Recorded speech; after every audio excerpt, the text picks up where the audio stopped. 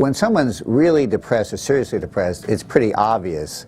I mean, they're crying, they're sad, they may be saying they're suicidal. So that part's not really very tough. I think everybody kind of gets that. It's the people who are kind of mild to moderately depressed, it can be hard to tell.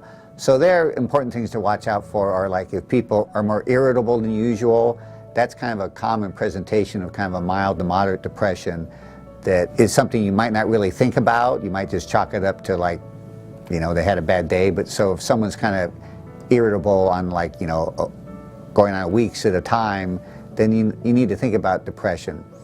Also, if they are complaining like trouble with sleep or unusual body upsets like stomach aches or something.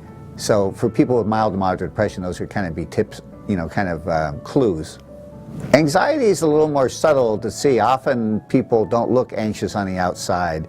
It has to be pretty bad often before you kind of get like outside manifestations, like they're just like having, you know, shaking or having a panic attack where they're saying like their heart's beating fast or whatever. So for people with more mild anxiety where they don't have like these outward physical manifestations, you know, things to be listening for or watching for is if like they seem to be worrying a lot.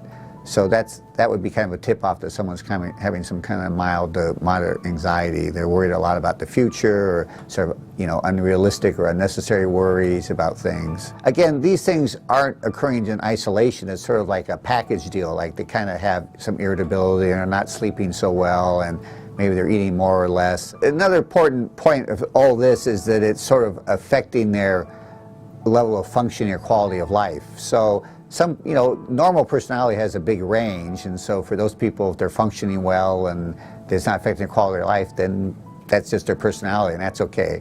But if someone's having some of these, you know, warning signs or possible warning signs, and their, you know, their quality of life isn't as good or they're not functioning as well, then that kind of adds up to something that might be worth looking into. It's really not worth having, you know, suffering in life and having a lousy life and lousy quality of life, you know, as opposed to coming to see some professional to get help. You know, depression, anxiety are just physical illnesses, just like diabetes. You come see a professional and we help you get better.